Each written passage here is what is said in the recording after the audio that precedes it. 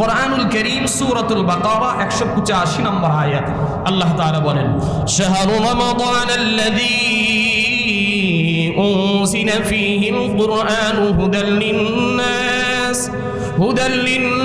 ওয়া বাইয়িনাতিন মিনাল হুদা ওয়াল ফুরকান ফামান شهد منكم الشهر فليصم ومن كان مريضا أو على سفر فعدة من أيام أخر يريد الله بكم اليسر ولا يريد بكم العسر ولتكملوا العدة ولتكبروا الله على ما هداكم ولعلكم تشكرون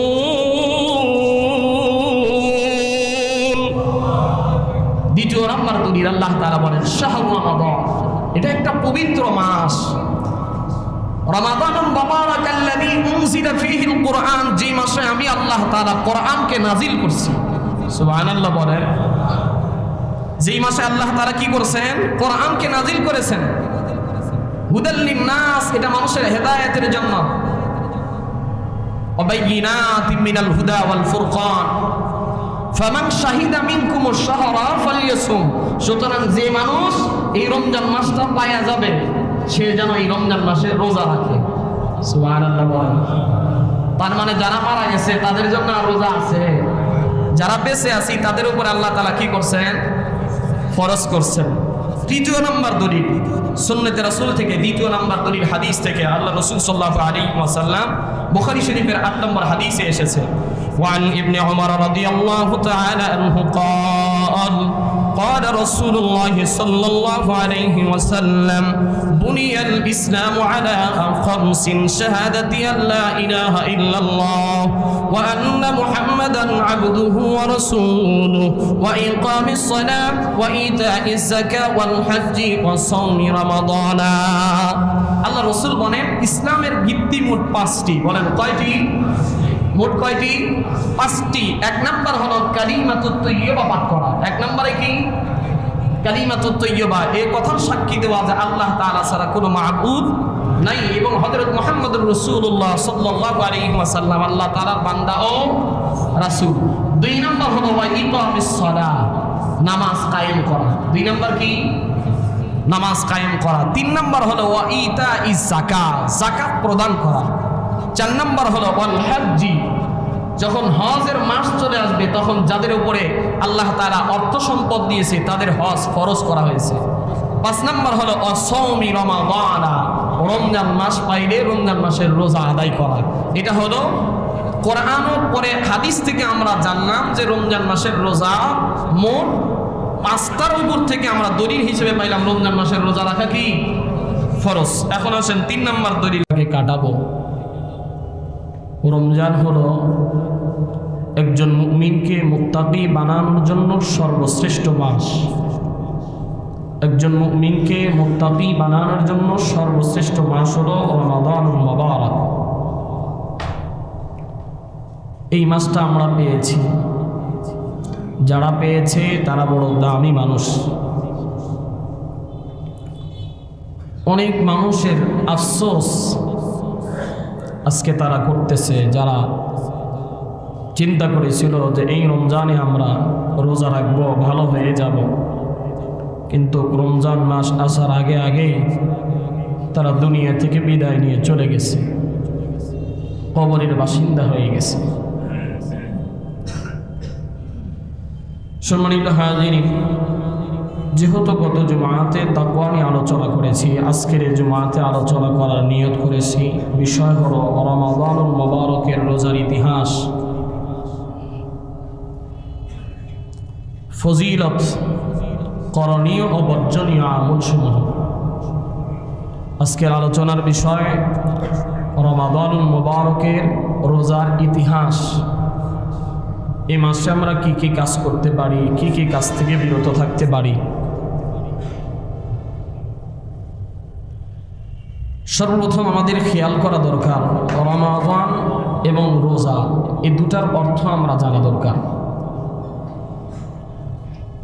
রমাদানুল মুবারক এটা একটা আরবি শব্দ। কি শব্দ? আরবি শব্দ। এই শব্দটা আমরা র মিম দ আলিফ নুন, এটা মিমে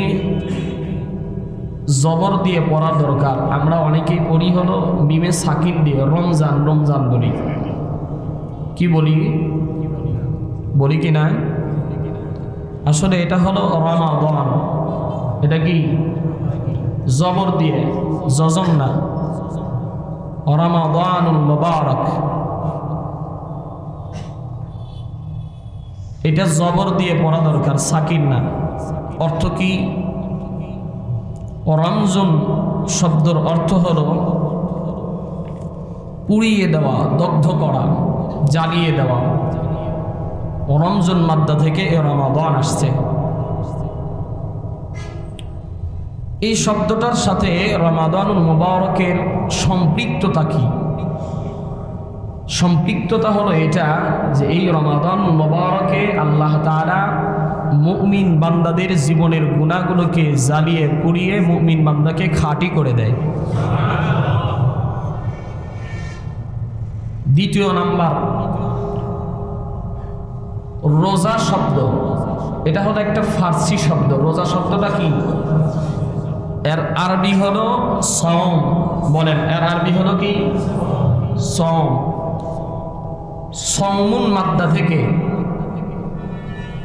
এর অর্থ হলো ত্যাগ করা, পরিত্যাগ করা, বিরত থাকা।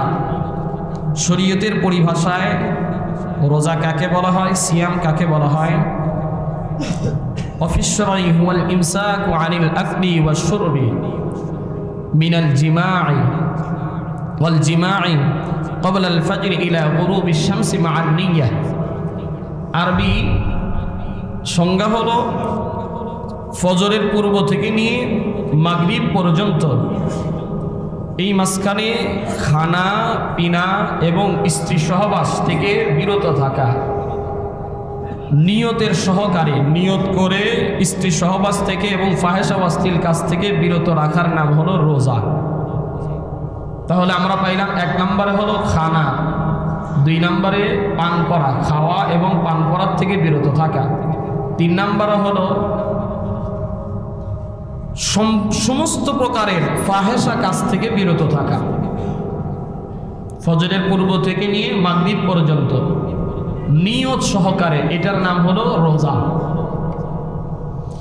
এখন আসেন, রমাদানুল মুবারক এটা যে ফরজ, এটা আমরা সবাই জানি। জানি কি না?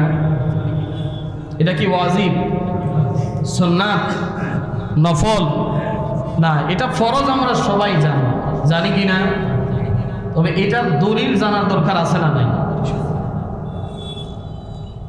এটার দলিল জানা দরকার। ইসলামী শরীয়তের মোট উৎস হলো চারটি। বলেন, মোট উৎস কয়টি? চারটি। এক নম্বরে কোরআন কিতাবুল্লাহ, দুই নম্বরে সুন্নাত রাসূলি সুন্নাত, তিন নম্বরে হলো ইজমা আলাল উম্মাহ, তিন নম্বরে কি? ইজমা, চার নম্বরে হলো কিয়াস। এই চারটার দলিল দিয়ে আমরা রোজা যে ফরজ এই সম্পর্কে আমরা জানব। প্রথম নাম্বার দলিল কিতাবুল্লাহ থেকে। আল্লাহ তাআলা সূরাতুল বাকারা, কোরআনুল কারীমের দ্বিতীয় বৃহত্তম সূরা, দ্বিতীয় সূরা। কোরআনুল কারীমের সবচেয়ে বৃহত্তম সূরার নাম হলো সূরাতুল বাকারা। এই সূরাতুল বাকারার 183 নম্বর আয়াতে কারীমার ভিতরে আল্লাহ তাআলা বলেন, ইয়া আইয়ুহাল্লাযীনা আমানু কুতিবা আলাইকুমুস সিয়াম কামা কুতিবা আলাল্লাযীনা মিন ক্বাবলিকুম كما كتب على الذين من قبلكم لعلكم تتقون।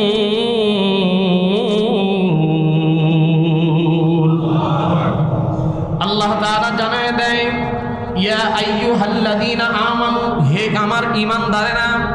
কাদেরকে বলছে? তার মানে রোজা এটা হিন্দুদের জন্য ফরজ না, খ্রিস্টানদের জন্য ফরজ না। আল্লাহ তাআলা বলছে হিন্দু, বৌদ্ধ, খ্রিস্টান এগুলোর ভিতর থেকে বাদ দিয়া যারা আমার প্রিয় বান্দা, ঈমানদার, তাদের উপরে আমি আল্লাহ রোজাকে ফরজ করছি। ঈমানদার বান্দা যারা, তারা আল্লাহর বড় প্রিয় বান্দা। আল্লাহ তাআলা বলেন, ইয়া আইয়ুহাল্লাযীনা আমানু, হে আমার ঈমানদারেরা, কুতিবা আই ফুরিজা, কুতিবা অর্থ হলো লিখে দেওয়া অর্থাৎ ফরজ করে দেওয়া, আলাল্লাযীনা মিন ক্বাবলিকুম কুতিবা আলাইকুমুস সিয়ামু কামা কুতিবা আলাল্লাযীনা মিন ক্বাবলিকুম, আমি আল্লাহ তোমাদের উপরে রোজাকে ফরজ করে দিলাম। কি করে দিছে? সবাই বলেন, ফরজ করে দিছেন। কামা কুতিবা আলাল্লাযীনা মিন ক্বাবলিকুম, যেমন করে তোমাদের পূর্ববর্তী বান্দাদের উপরেও রোজাকে ফরজ করেছিলাম। যেমন করে পূর্ববর্তী বান্দাদের উপরে বলতে আমাদের পূর্বে যে সমস্ত নবী রাসূলরা দুনিয়াতে এসেছিলেন তাদের অনেকের উপরেই আল্লাহ তাআলা রোজাকে ফরজ করছিলেন। কোন কোন নবীরা একদিন রোজা রাখছেন, যেমন আশুরার রোজা।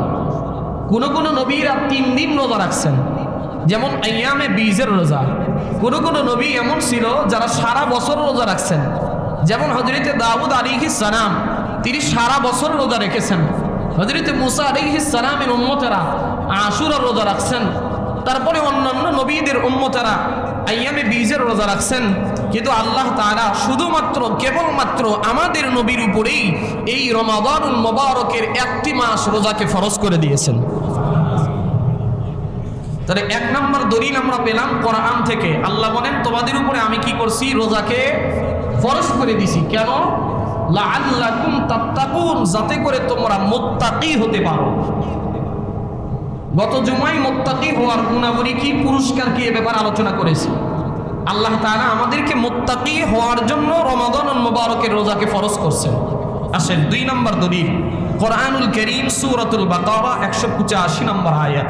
আল্লাহ তাআলা বলেন, শাহরু রমাদানাল্লাযী উনজিলা ফীহিল কুরআনু হুদাল লিন্নাস ওয়া বাইয়িনাতিন মিনাল হুদা ওয়াল ফুরকান ফামান شهد منكم الشهر فليصم ومن كان مريضا أو على سفر فعدة من أيام أخر يريد الله بكم اليسر ولا يريد بكم العسر ولتكملوا العدة ولتكبروا الله على ما هداكم ولعلكم تشكرون।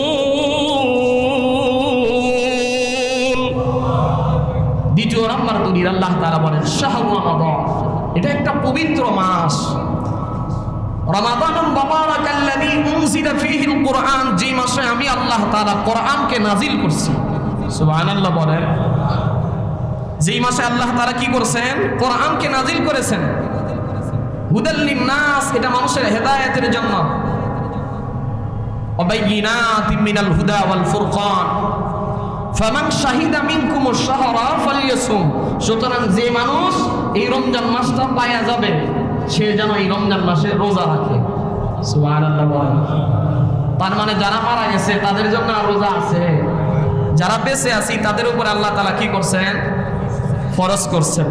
তৃতীয় নম্বর দলিল, সুন্নতে রাসূল থেকে। দ্বিতীয় নম্বর দলিল, হাদিস থেকে। আল্লাহ রাসূল সাল্লাল্লাহু আলাইহি ওয়াসাল্লাম, বুখারী শরীফের 8 নম্বর হাদিসে এসেছে, وعن ابن عمر رضي الله تعالى عنه قال قال رسول الله صلى الله عليه وسلم بني الإسلام على 5 شهادة أن لا إله إلا الله وأن محمدا عبده ورسوله وإقام الصلاة وإيتاء الزكاة والحج وصوم رمضان।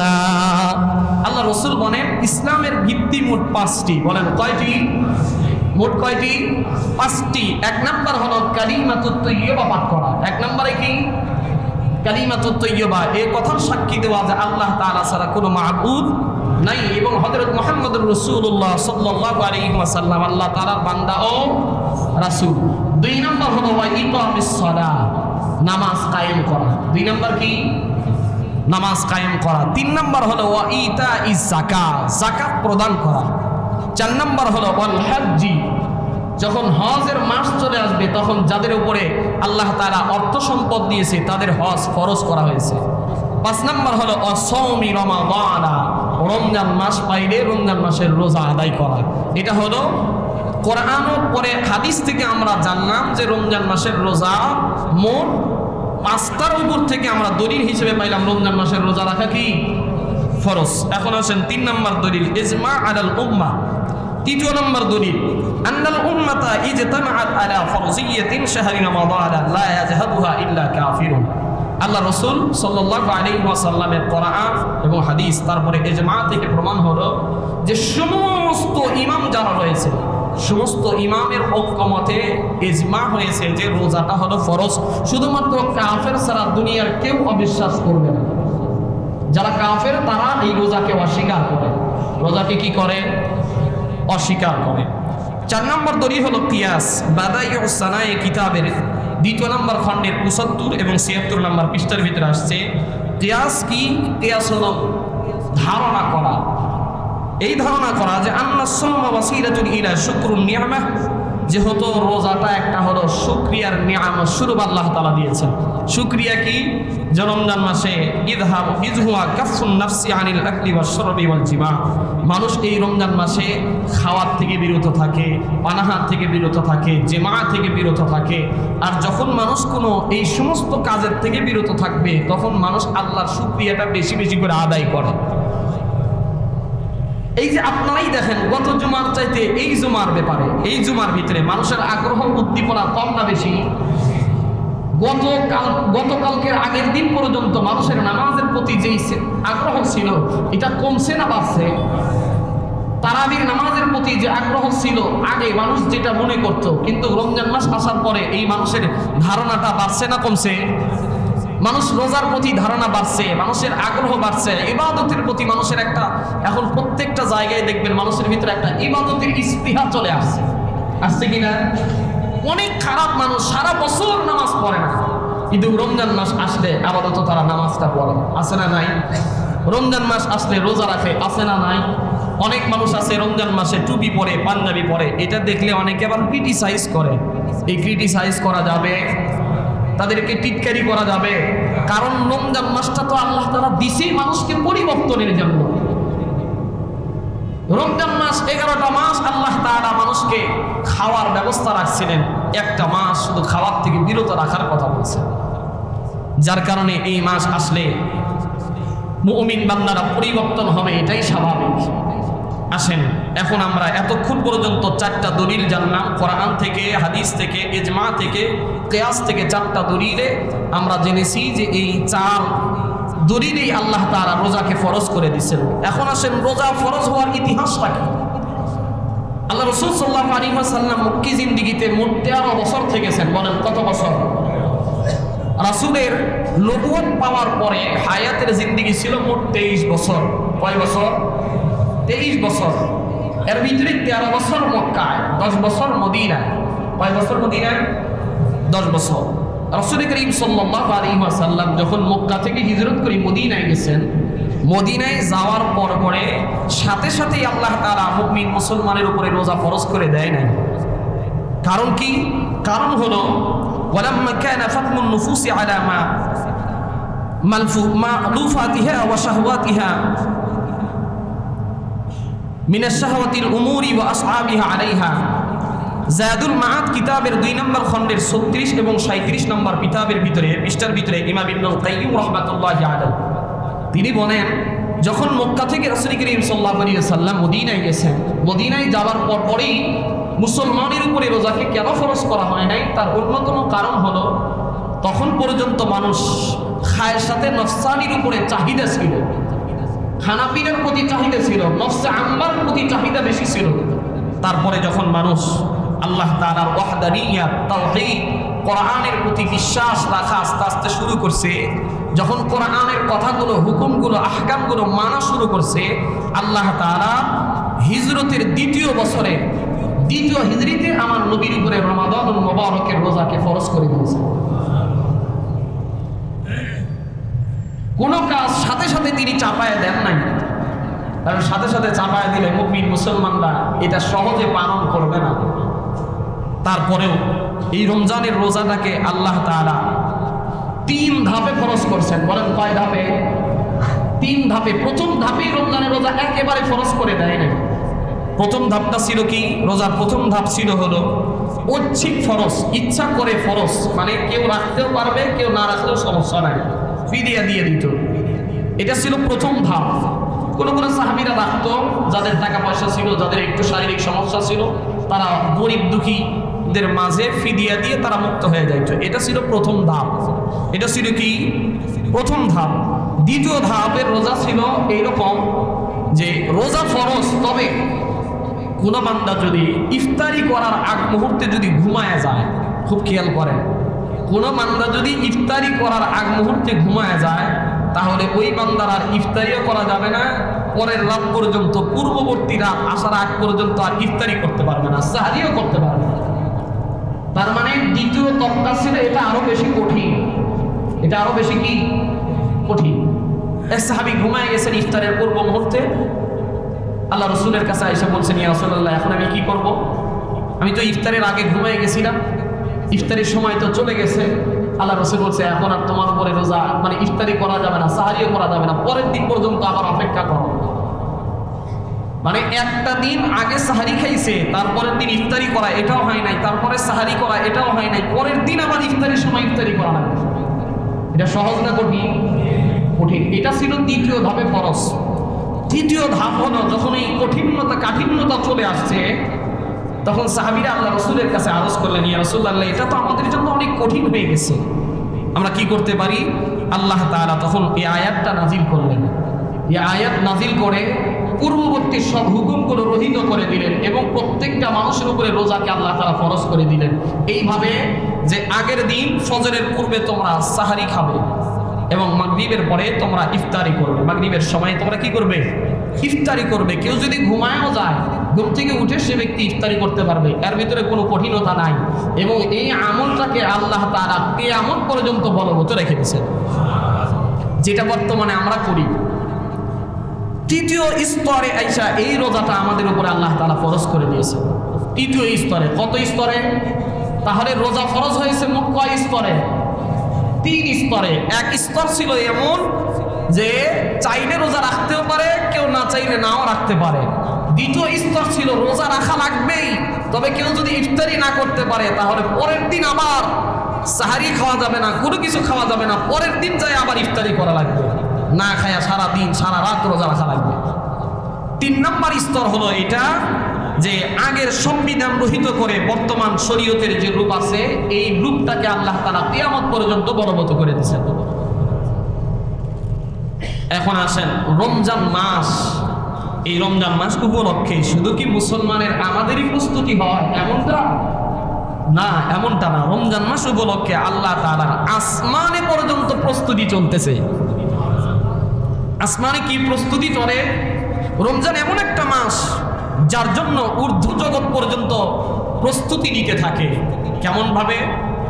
আল্লাহ তাআলা ঊর্ধ্ব জগতে রমজান মাসে জান্নাতকে সুসজ্জিত করে দেয়া যায়, জাহান্নামটাকে আল্লাহ তাআলা বন্ধ করে দেয়। কেমন সুসজ্জিত করে? হাদিস থেকে আমরা একটু শুনি। মুজামুল মাসিদ্দিত তাবরানির ভিতরে 3688 নম্বর হাদিস। এই হাদিসের বর্ণনাকারী সাহাবীর নাম হলো আব্দুল্লাহ ইবনে আব্বাস রাদিয়াল্লাহু তাআলা আনহু। আব্দুল্লাহ ইবনে আব্বাস রাসূলের চাচাতো ভাই, সবচেয়ে কম বয়সী রইসুল মুফাসসিরিন ছিল আব্দুল্লাহ ইবনে আব্বাস। 10 বছর বয়সে যিনি রাসূলের থেকে দোয়া পাইছেন এবং আল্লাহ তাআলা পুরা জগতের ইলম আব্দুল্লাহ ইবনে আব্বাসের ভিতরে ঢেলে দিয়েছেন। কেমন দোয়া পাইছেন? আব্দুল্লাহ ইবনে আব্বাস রাদিয়াল্লাহু তাআলা রাসূলের খিদমত করতেন সব সময়। রাসূল কখনো ওযু করতে গেলে আব্দুল্লাহ ইবনে আব্বাস রাদিয়াল্লাহু তাআলা আগেই যায় রাসূলের ওযুর পানিটা ব্যবস্থা করে দিতেন। যখন মিসওয়াক করবেন, আল্লাহ রাসূলের সাহাবী আব্দুল্লাহ ইবনে আব্বাস রাদিয়াল্লাহু তাআলা আগেই ঘর থেকে মিসওয়াকটা নিয়ে এসে রাসূলের সামনে নিয়ে দাঁড়ায় থাকতেন। তাহাজ্জুদের সময় উঠতেন আব্দুল্লাহ ইবনে আব্বাস, রাতের বেলা না ঘুমায়া নবীজির জন্য জায়গা তাহাজ্জুদে কখন উঠবে, কোন সময় নবী ইস্তেনজায় যাবে, কখন পানি লাগবে, কখন নবীজির জায়নামাজটা বিছায়া দেওয়া লাগবে, সব কাজ আব্দুল্লাহ ইবনে আব্বাস রাদিয়াল্লাহু তাআলা করে দিতেন। আল্লাহ রাসূল সাল্লাল্লাহু আলাইহি ওয়াসাল্লাম একদিন রাতের বেলা তাহাজ্জুদের সময় উঠছেন, উইটা দেখে বাহিরের সবগুলো কাজ যেখানে যেখানে যেভাবে করা দরকার সবগুলো কাজ রেডি হয়ে আছে। আল্লাহ রসুল পানি দিয়ে ওযু বানাইছেন, মিসওয়াক করছেন, ইস্তেঞ্জা করে এসে ওযুটা বানাইয়া তাহাজ্জুদের নামাজের জন্য যায় নামাজে দাঁড়াইছেন। গায়ের ভিতরে শুধুমাত্র একটা চাদর, শুধুমাত্র একটা কি চাদর। আল্লাহ রসুল আম্মা জান আয়েশা সিদ্দিকা রাদিয়াল্লাহু তাআলা আনহাকে জিজ্ঞাসা করতেছেন, আয়েশা তুমি তো ঘরের কাজ করলে, এতক্ষণ পর্যন্ত ঘরেই দেখলাম, বাহিরে তো তোমাকে দেখি নাই একটা বারের জন্য, তাহলে বাহিরের এত কাজগুলো করে দিল কে? সুবহানাল্লাহ। হযরত আয়েশা সিদ্দিকা রাদিয়াল্লাহু তাআলা আনহা বলতেছেন, ইয়া রাসূলুল্লাহ, ইয়া হাবিবাল্লাহ, বাহিরের সব কাজের দায়িত্ব নিয়েছেন আপনার চাচাতো ভাই আব্দুল্লাহ ইবনে আব্বাস রাদিয়াল্লাহু তাআলা, আমার এই একটা কাজও করতে দেয় নাই।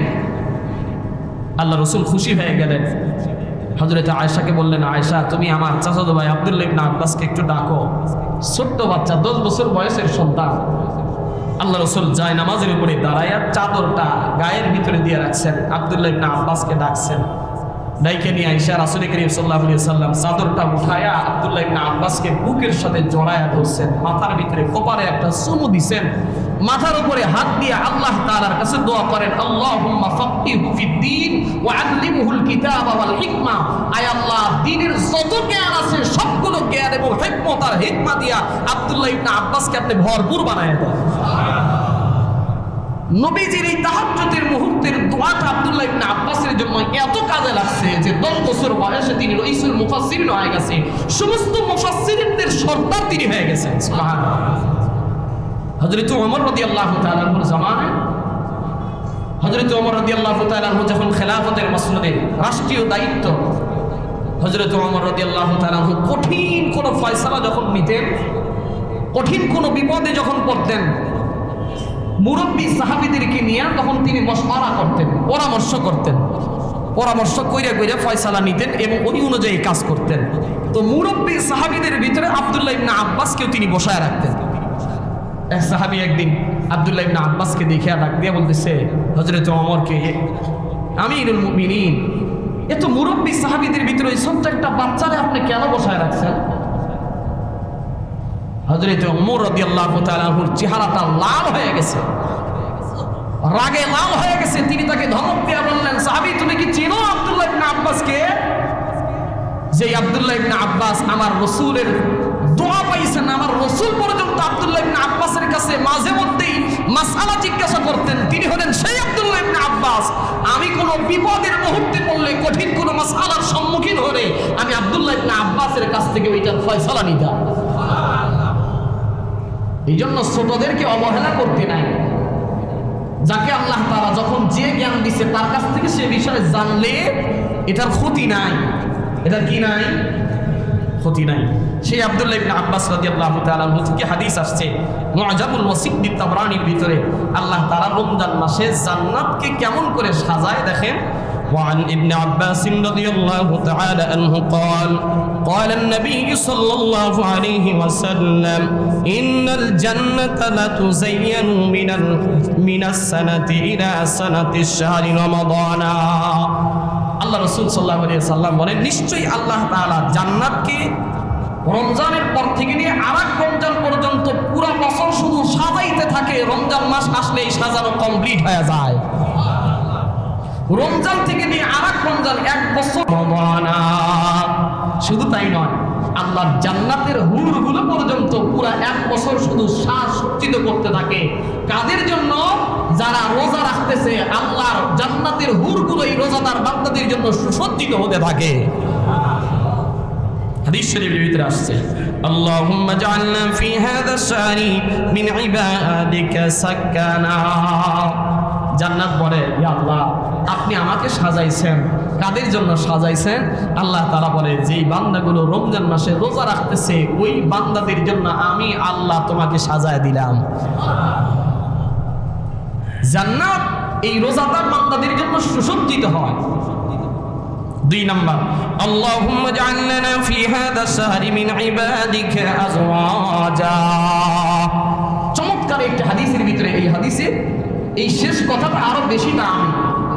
জান্নাতের হুরগুলো বলতে থাকে, আল্লাহ আমারে একটা বছর সাজাইছেন আপনি, তবে আপনি আমাকে কাকে দিবেন?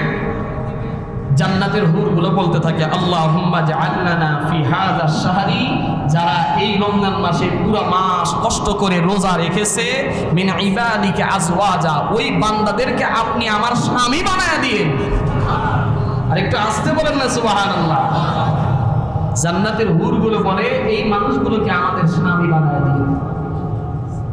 ৭৩টা হুর আল্লাহ তাআলা জান্নাতি মানুষগুলোকে দান করবেন।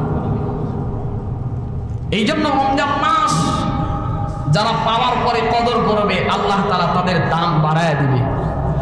যারা কদর করে না, আল্লাহ রাসূল হাদিস শরীফের ভিতরে একটা হাদিস বলেন, ইযা কানা আউয়ালু লাইলাতিন মিন শাহরি রমাদান সুফিদাতিশ শায়াতিন ওয়া মারদাতুল জিন্নি ওয়া গুল্লিকাত আবওয়াবুন নার فلم يفتح منها باب وفتحت أبواب الجنة فلم يغلق منها باب وينادي مناديا يا باغي الخير أقبل يا باغي الشر أقصر ولله عتقاء من النار وذلك كل ليلة বুখারী শরীফের 1896 নম্বর হাদিসের ভিতরে আল্লাহ রাসূল বলেন, যখনই রমজান মাসের প্রথম রজনী চলে আসে, মানে যখন আসমানের চাঁদ উদিত হয়ে যায়, তখন আল্লাহ তাআলা আসমানের রহমতের দরজাগুলোকে আল্লাহ খুলে দেয়, জান্নাতের দরজাগুলোকে আল্লাহ তাআলা খুলে দেয়। ফালাম ইগলাক মিনহা বাবুন, রমজান মাস থাকা পর্যন্ত আল্লাহ জান্নাতের একটা দরজাকে বন্ধ করে না। শুধু তাই নয়, আল্লাহ রাসূল সাল্লাল্লাহু আলাইহি ওয়াসাল্লাম বলেন, ওয়া গুল্লিকাত আবওয়াবুন নার, জাহান্নামের দরজাগুলোকে আল্লাহ তাআলা বন্ধ করে দেয়। যতক্ষণ পর্যন্ত রমজানুল মুবারক থাকে, ততক্ষণ পর্যন্ত আল্লাহ তাআলা জাহান্নামের একটা দরজা খুলে না। সুবহানাল্লাহ বলে। আমারাদাতুল জিন্নি ওয়া সুফিদাতিশ শায়াতিন, এবং জিন শয়তানদেরকে আল্লাহ তাআলা, অবাধ্য শয়তানদেরকে আল্লাহ তাআলা বন্দী করে রাখে এবং ডাকতে থাকে, ওয়া ইউনাদি মুনাদিয়া ইয়া বাগিয়াল খাইর, আর ঘোষণাকারী ঘোষণা করতে থাকে, হে দেখি উন্মেষণকারী বান্দারা অগ্রসর হও, হে পাপী বান্দারা সংযত হও। একটা দরজাও যেহেতু বন্ধ করা হইতেছে না, আর আল্লাহ তাআলা বহু লোককে এই প্রতি রমজানের রাত্রে আল্লাহ তাআলা জাহান্নামের আগুন থেকে বাঁচায়া আল্লাহ তাআলা তাদেরকে জান্নাতি বানায় দেয়। প্রত্যেকটা রমজানে আল্লাহ তাআলা জান্নাতি ঘোষণা করে দেয়। এই জন্য রমজান মাসে মোট আমরা বেশি বেশি করে যে সমস্ত কাজগুলো করতে পারি, আল্লাহ রাসূল সাল্লাল্লাহু আলাইহি ওয়াসাল্লাম বেশি বেশি করে 4টা আমলের কথা বলেছেন। বলেন কয়টা আমল? সবাই মুখস্থ করবেন। 2টা আমল হলো আল্লাহ তাআলার কাছে প্রিয় হওয়ার জন্য। 1 নম্বর আমল বেশি বেশি করে কালিমাতুত তাইয়্যিবা পাঠ করা। কালিমা তাইয়্যিবা পারেন তো ইনশাআল্লাহ? 1 নম্বর আমল কি বলেন? কালিমাতুত তাইয়্যিবা পাঠ করা। 2 নম্বর আমল কালিমাতুত তাইয়্যিবা কি? লা ইলাহা ইল্লাল্লাহু মুহাম্মাদুর রাসূলুল্লাহ। যত বেশি পারবেন তত বেশি পড়বেন। 2 নম্বর আমল হলো ইস্তিগফার, বেশি বেশি করে পড়া। কি পড়া? রমজান মাস গুনাহ মাফের মাস, ইস্তিগফার যে যত বেশি পড়বে আল্লাহ তাআলা তত তাকে দামি বানায় দিবে।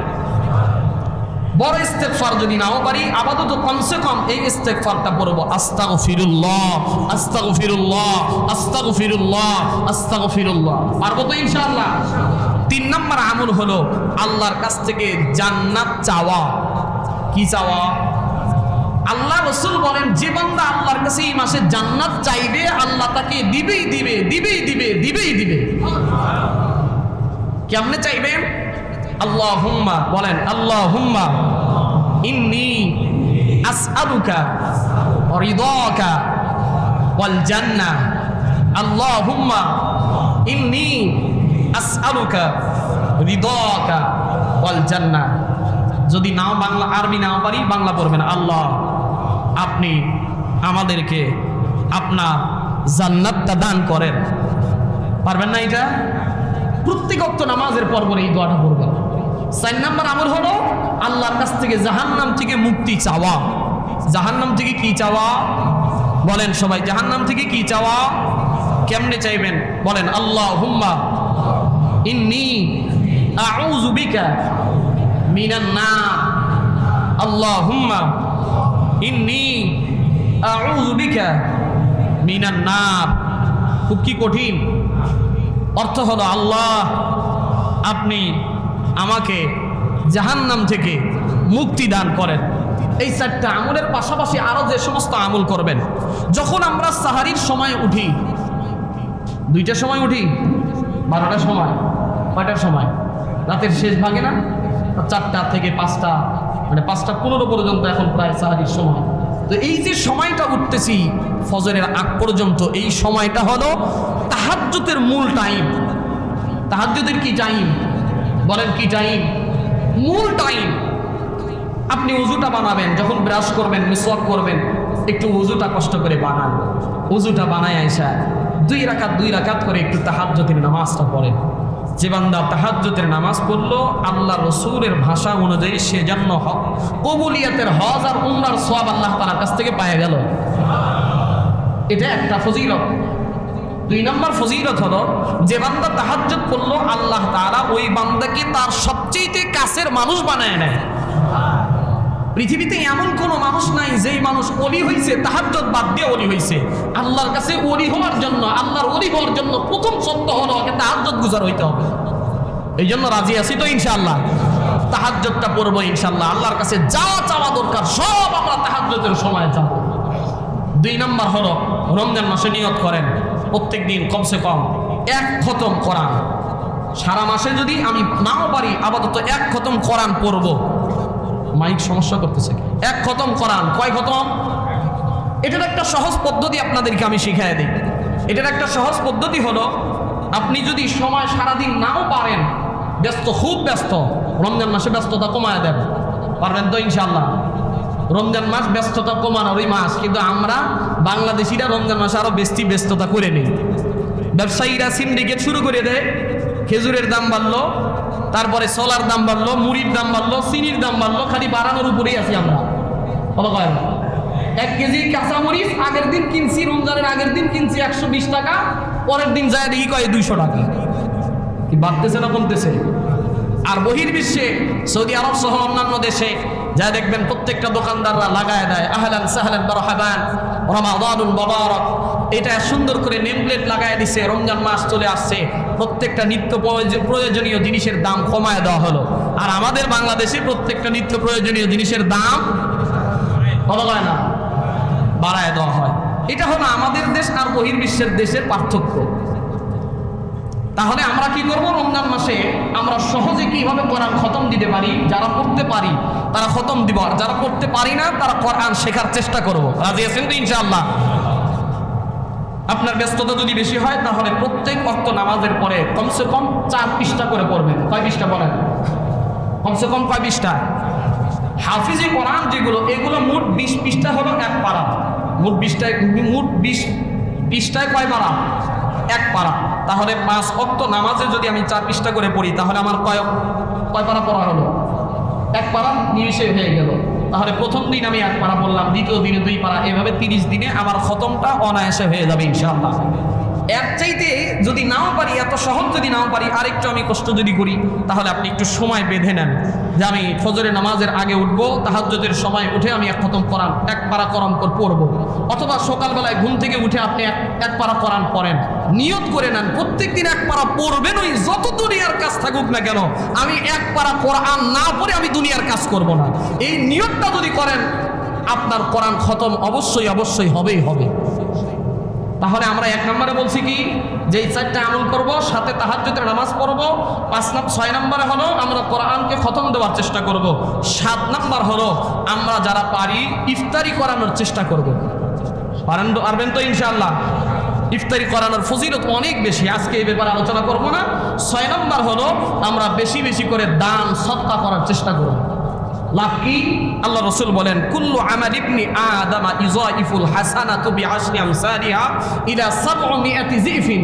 আল্লাহ রাসূল বলেন, রমজান মাসের আগে প্রত্যেকটা বান্দাদেরকে 1 টাকার বিনিময়ে আমি আল্লাহ তাআলা 10 থেকে 70 গুণ পর্যন্ত সওয়াব দেই। আর রমজান মাসে আমি আল্লাহ তাআলা এইটাকে 1 থেকে 700 গুণ পর্যন্ত বাড়ায় দিই। তার মানে বোঝা গেল, কোন আল্লাহর বান্দা যদি এই রমজান মাসে 1 টাকা দান করে, কয় টাকার সওয়াব? 700 টাকার সওয়াব আল্লাহ তাআলা তার আমল নামায় দান করে। 700 টাকার সওয়াব। 1 টাকাতে 700 টাকা। আরো লাভ কি?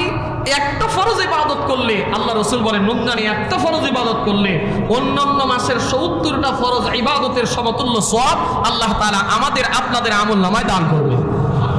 একটা নফল ইবাদত যদি কোনো বান্দা করতে পারে তো আল্লাহ তাআলা একটা ফরজের সমতুল্য সওয়াব ওই বান্দার আমলনামার ভিতরে দিয়ে দিবে। এজন্য আমরা সবাই দান করতে রাজি আছি তো? গরিব দুঃখীদের ইফতারের খোঁজ খবর নিব, যাদের সুযোগ হয় তারা বাড়িতে বাড়িতে যায় গরিব মানুষের এক মাসের বাজার করে দিবেন, ভিডিও করে হলেও দিবেন। বলবেন হুজুর এটা আবার বললেন কেন? কারণ আপনার কারণে অনেক মানুষ উদ্বুদ্ধ হবে। নিয়ত থাকতে হবে আল্লাহকে রাজি খুশি করার জন্য। কি করানোর জন্য? ফেসবুকে দেখবেন এইগুলো কাজ এখন খুব চলতেছে। উনি উপকার পাচ্ছে, যেই মানুষটাকে দিতেছে সেও তো উপকার পাচ্ছে। আপনি যেভাবেই হোক গরিব দুঃখীদেরকে দেখায় হোক অদেখায় হোক যেভাবেই পারেন বেশি বেশি করে দান করার চেষ্টা করেন। দান প্রকাশ্য করাও জায়েজ আছে, গোপনে করাও জায়েজ আছে। আমরা করতে রাজি আছি তো ইনশাআল্লাহ? আমি বলেছিলাম রমজানের আগে যে প্রতি রমজানে আমরা আপাতত 10 জন করে মানুষ নেব, যারা 500 হোক 1000 টাকা করে হোক আমরা মসজিদের জন্য দান করব। আল্লাহর কোনো বান্দা কি আছেন 1000 টাকা দিবেন? এক নম্বরে বলেন তো আল্লাহর কোন বান্দা আছেন 1000 টাকা দেওয়ার মতো? এই রমজান মাসের প্রতি 10 জন করে আমরা নিব। আজকে প্রথম 10 জন 1000 করে টাকা দেওয়ার